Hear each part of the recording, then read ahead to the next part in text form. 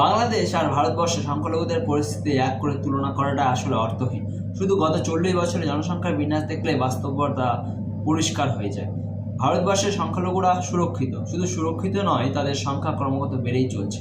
এমনকি বহু জায়গায় জনবিন্যাস পর্যন্ত বদলে গেছে। ভারতবর্ষে 100টা হিন্দু পরিবারের মধ্যে দুটি মুসলিম পরিবার নির্বিঘ্নে নিরাপদে বাস করতে পারে, অথচ বাংলাদেশের বাস্তবটা উল্টো, যেখানে 100টা মুসলমান পরিবারের মাঝে দুটো হিন্দু পরিবার নিরাপদ, এ কথা বলা যায় না।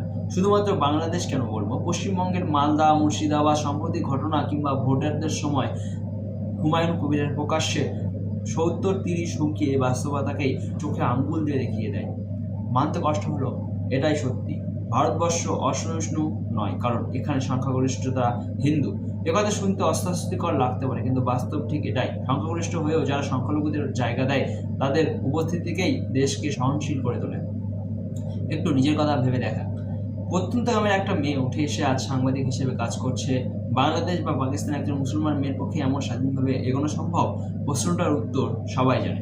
দেশভাগের সময় যে কয়জন মুসলমান ভারত ছেড়ে যায়নি, তাদের নিজেদের পূর্বপুরুষদের ধন্যবাদ জানানো উচিত। তারা যদি বাংলাদেশ বা পাকিস্তান চলে যেত, আজ অধিকার শব্দটার মাঝে পর্যন্ত থাকতো কিনা, সেটা গোটা পৃথিবীর চোখের সামনে দেখছি। কোথায় সংখ্যালঘুরা টিকে আছে আর কোথায় তারা ধীরে ধীরে মুছে যাবে, এই সত্য লুকানোর জায়গা আর নেই।